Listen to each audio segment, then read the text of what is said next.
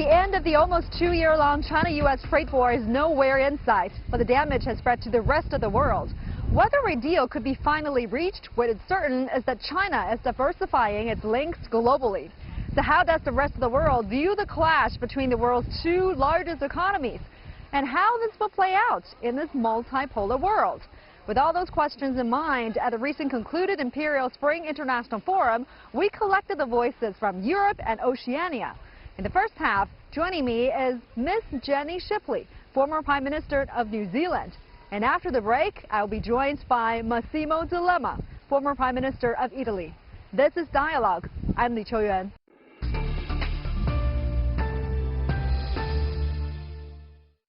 Prime Minister Shipley, thank you so much for taking the time talking to us. Now, let me start by this. New Zealand is doing very well in including women into politics. Now, we know that you are the first female Prime Minister of the country, and the current PM in office is also a lady, Jacinda Ardern. So in terms of having women or gender equality in government, what kind of experience can New Zealand share with other nations? I think in New Zealand we've learned across the whole population that the decisions that we want to make for our country are best served when women and men work together. And so all of our political parties ensure that there are women and men selected to be candidates. So whatever mechanism you use, there's a commitment to see that there are not only women and men, but also cultural diversity. So our Maori people, we have Chinese New Zealand members of Parliament, Indian New Zealand members of Parliament. So it really is a representative place. And then the government is chosen, through the electoral process. In my own experience, when women and men work together, you have the facts, you have the decision making, but you also have a blend of short and long term. And it's not true to say that women are always long-term and men short, but you get that dynamic. What will be the unintended consequences? What will be the successes? And when women and men think about these things together, I think the decision-making process is far more robust. Yeah. And for those young women who are watching this, perhaps they are pursuing their dream, perhaps in politics, and didn't know where to start, what kind of advice would you give to them? Look, be clear what you stand for. So think about the things that you're passionate about. Obviously you need to study and be successful, but you need to also think about the world you would like to improve. If you're concerned about the environment, or whatever cause or causes inspire you, then become knowledgeable.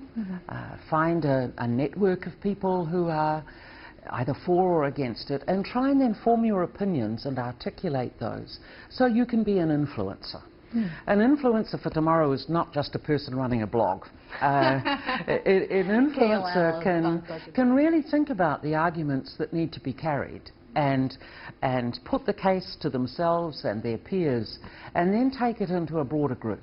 Because if we shape the future with young and older minds who care about these things, that's again when you get dynamic change, realistic change, and the concerns that we need to have on the table are best reflected. Those are really good advices. And you are here for this Imperial Spring International Forum. What kind of issues are you specifically interested in? Because we figured multilateralism and sustainability are being discussed a lot. Your thoughts on these? Sustainable development is a question of, unless we work some solutions out that are not only successful within economies and improve people's lives, but we also worry across economies around how to include people, connect them to markets, collect them to technology, connect them to finance, we will have further difficulty globally. And China has some very good development models. It's been hugely successful in its own sustainable development. It's a leader in the Belt and Road, saying, let's get bogged down with geopolitical considerations. Let's try and deal with finding ways to have people having access to energy, having infrastructure that serves their economies well, so people can see their lives improve. And the funding of those types of strategies shouldn't just be a matter for China. So we're in a time now where multilateral collaboration, regionally, globally, South-South, East-West, We need to talk about these things in a refreshed way. Many people are looking in the UN's 75th year to really try and make progress on modernizing the structure. Many people want the UN to survive, but it must make progress in changing. The Security Council's been in place since 1965. We've been trying to reform it for over 11 years. You know, we can't keep waiting. So there's an imperative around, let's move the UN to try and get to be a more effective Security Council, WTO, and some of the other mechanisms. I think then you've got regional initiatives, and you of course have got, many of us are involved in the Belt and Road to a greater or lesser degree. New Zealand's a member of the AIIB, so that in a small way we can contribute to the development required. The recent RCEP agreement is extremely important. So, while certain countries like being included in the RCEP, they are trying to push forward multilateral framework. Other countries like the U.S. are pulling out from groups, one after another, bringing things down to bilateral mode or even unilateral mode in some cases. Do you think that multilateralism is losing its charm while populism and nationalism is on the rise? Look, I don't think it's as simple as that. I think we have a far larger global population than we had when the UN was formed, 3 times more. Some economies have flourished, others have been left behind. So the conversation's got to move. There are some political movements that are looking at unilateral interests, but I think the vast majority of the world, and China's been a great champion here around multilateralism, particularly since joining the WTO. And that's highly valued by small economies such as New Zealand. But there have always been, and there will always be, particularly bilateral agreements. New Zealand was China's first free trade agreement, and we prize that greatly, and it's about to be upgraded. So bilateral agreements have their role, then multilateral, you know, 4 or 5, and then regional, as we've seen in RCEP. But preferably, we must get the global negotiation framework moving properly so that countries are not left behind. Because if we do have uneven development in the next 2 decades, we will also have unmanageable social and geopolitical and environmental problems. The incentive on all of us to try and find a new way through bringing multilateralism back to life has still got to be on the political agenda. Now, China has been the global economic engine for quite some time, but what kind of role would you expect China to play in international governance? I think China is growing into these roles. Just a very few years ago it would say it wasn't ready. China's clearly ready to speak for itself. I think in the current dispute we all hope that there will be a resolution, and that is a matter between China and the United States, although it affects us all. Because when the 2 big guys stall, then everyone else waits, or feels like they should wait. But having said that, it is interesting that in the South-South activity, we have still been able to progress RCEP and get that signed up. You have seen that the Belt and Road issues between China and some particular economies flourish. And I've recently had a good look at those developments, and where they're in things like energy or infrastructure with roading or telecommunications, connectivity, people's hopes are rising because they feel they're becoming far better connected either to the global economy or the regional economy, or they have the capacity to develop their economies that will generate revenue. So debt, you hear a lot of people talking about debt and Belt and Road. Debt comes in many forms. There's good quality debt and bad quality debt. In my opinion, where any of us, whether it's AIIB, silk funds, banks, capital markets, any of us are investing, if they're investing in processes which in due course will yield revenues for enterprises or the region or the economies, then we can have hope for the future, because that investment is highly productive. And it's that type of investment that China is certainly well known for, but others need to step in as well, so that these regions are not left behind. And I think the technology advances here in China with fintech the ability for people who did not have bank accounts now to participate in the real economy through even small transactions, being able to use the many platforms you have. This is revolutionary. You know, less than 10 years ago we were talking about microfinance in a, you know, cash-related small enterprise process, but fintech platforms are allowing even people who could never get a bank account to participate. And I think this is a revolution that China is leading in. It's a poverty reduction strategy, and it's going to be very important. There are some company debates worldwide as to who should or shouldn't be involved, and I hope we can get over those, because it's not who invests in the infrastructure, it's the enabling nature that 5G and other infrastructure networks deliver that brings real hope for people who have up until then been excluded. And we must not let those sorts of debates keep people out of the global economy. And when it comes to these technological advancements China has made in recent years, whether it's 5G or, you know, the Huawei or the bullet train that China has been manufacturing, there are some cases when a Chinese product or a Chinese company do well in overseas market, their operation would be somehow barred on national security ground. Lawmakers would accuse it of posing a national security threat and saying it has some sort of link with Chinese government. Then the Chinese company may come out and say otherwise, but that's not enough.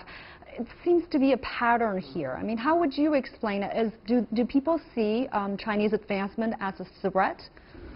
Oh, well, some may, but countries like mine, you know, we have to have some new discussions. There is no doubt that AI and technology is breaking new ground that, in many respects, the legislators are not au fait with it sufficiently enough that old suspicions can rise easily. That's the only explanation. I have heard the competition argument that it's a very easy way to say, if we can't guarantee security.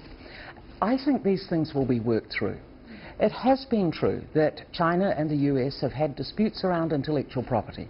And China, over the last 18 months, has made some clear announcements and steps as to what it intends to do. It's my hope that as more of that occurs, maybe these things will abate. If we get a decoupling of economies on the basis of using technology as a security weapon, that's a different issue. But I think it's premature to conclude that that's where we are.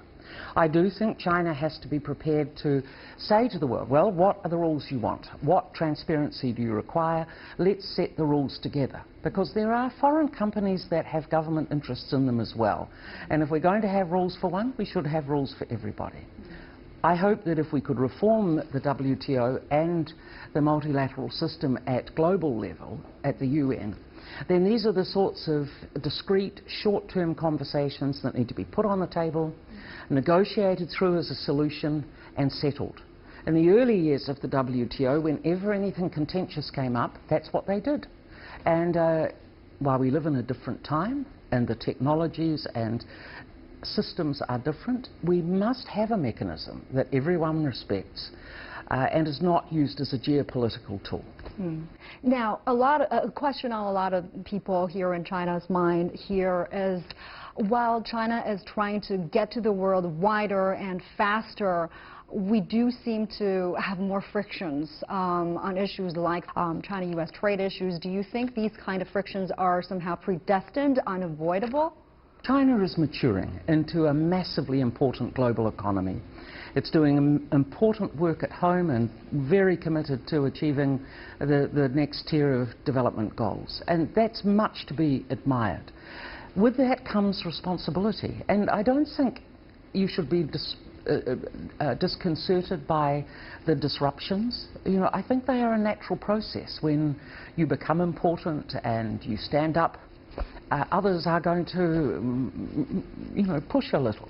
And I just personally think this is a natural evolution of China having succeeded so much in its own domestic political success, and, you know, the numbers speak for themselves. But I think the human improvement that I see as I come to China so very often, I see it. And people tell me that they have a better life, which is important.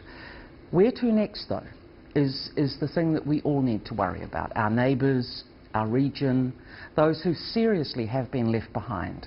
I think there are some very big questions, and there's no doubt in my mind that China will be one of many who will have a very big influence on how we resolve these questions. Well, thank you very much for taking the time talking to us, Prime Minister Shipley. My pleasure. And we hope you enjoy your stay here in China. Thank you.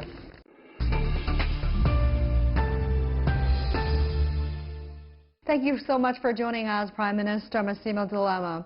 Now, this year, Italy became the first G7 nation to join the China proposed Belt and Road Initiative. But some European countries are still skeptical about this idea, about its impact on EU integration, EU unity, security concerns, and competition on trade investments. How do you look at this? Does it bring more challenge than opportunity, or the other way around? Well, both. Challenge and opportunity.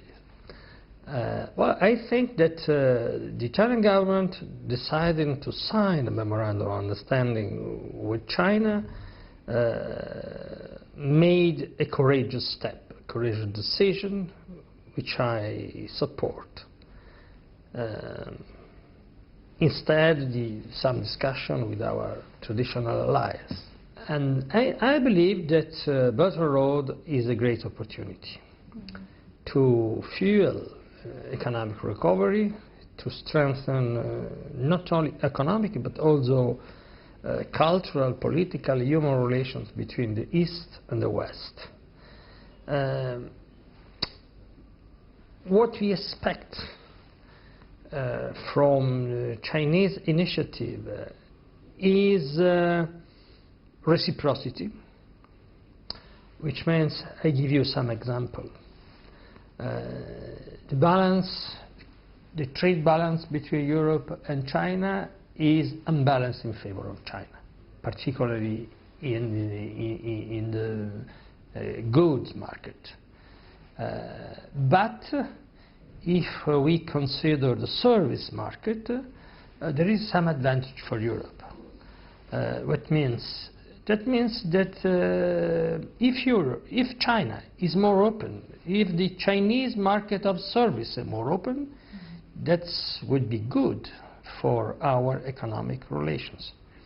A second example, we want for our company investing or working in China the same treatment that the Chinese company receive in our countries. It was different for many years. Now something is changing in the right direction. I think that the last law approved by the Chinese Assembly on protection of foreign investment was a good step in the right direction. But you have to work in that direction, which means cooperation, without ideological obstacle, without fear, reciprocity, because of course we expect to have some advantages. And as Italian, I can say, well, Italy signed a memorandum of understanding, while other European countries like Germany or France, they didn't sign the political agreement, but they signed a lot of contract. Well, we expect now to sign more contract between Italian companies and Chinese companies. This is, I think, understandable expectation. Right. Now, regarding China-U.S. trade, in June this year, you said to a group of Chinese journalists that you feel the problem could be resolved within the current framework of international institutions. You also said the headline, the handling of the United States has caused great damage to the rest of the world. Can you elaborate on that? We hope there will be an agreement, because the so-called trade war between the United States and China is affecting the global economic recovery. I think that the real problem for the Americans is not trade, but is the technological race with China. They feel China is becoming a dominant power in technology. And for the Americans, it's not easy to accept. Until China was the factory of the world, leaving to the United States the technological primacy and financial primacy, for the Americans that it wasn't a problem. But in the last year, the change of Chinese economy toward robotics, artificial intelligence, 5G. that concerns the United States of America. And the real problem is to have a compromise on technology. That's the big challenge. I want to also get your take on the challenges that EU integration is now facing. This is one of the most successful international organizations to date, and the European Union was designed to make European nations well integrated, and for many years it has served well for that purpose. But now, after the Brexit movement started 3 years ago, it kind of sounded an alarm for EU integration. I mean, what do you think are the main challenges? Are they from inside the EU or from external factors? Well, I think, we have some problem. We have some challenge. We need some change. New strategies, policies, and maybe treaties. But I don't think that Brexit is the first sign of the end of the EU integration. In my opinion, Brexit is something related to the particular condition of the UK, including the particular geographic condition of the UK, the island, the special relation UK they have with the United States. There is no one European country ready to follow the UK in leaving the Union, while there are several countries which want to join the Union in the Western Balkans. And, well, I don't think that the history of European integration must stop. The real problem is that so far the monetary stability, budgetary stability was the main goal, while we have to change our politics and our policies also. The priority should be employment, growth, sustainable development. What we need is a Europe oriented to employment, to growth, to young generation, and not Europe of austerity. Is not the integration at stake, but the contents, the goal, the political vision of Europe has to be changed. So you don't think if Brexit delivers next year, any other European country will follow suit? Because that's the question. No, I don't think so. I don't think so. And I think for the UK, the decision to leave the Union was very costly. Politically and economically, if you consider the political crisis of the UK is impressive, that shows that to go back in the history is costly. Now, how do you, what's your vision for the trilateral relationship among EU, United States, and China? We have to work for a better relation between the United States and China. The United States is not only a Trump administration. It's a big country, and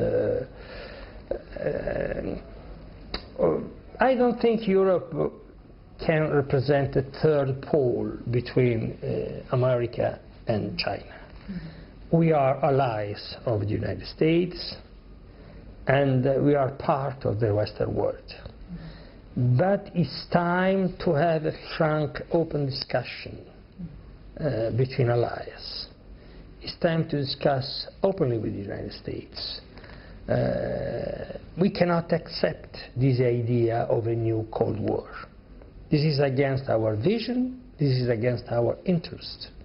It's time for Europe to be up to its own cultural heritage, its own civilization. We want peace, we want cooperation, we are allies of the United States, but we have a long historical tradition of relation and friendship with China, and particularly the Italians, because on the other side of the Silk Road there was Venice and Italy. We have a long history of cooperation, and I think that Europe can make the difference if Europe is united, if Europe is able to act on the international scene as a global player, not fragmented in nation states.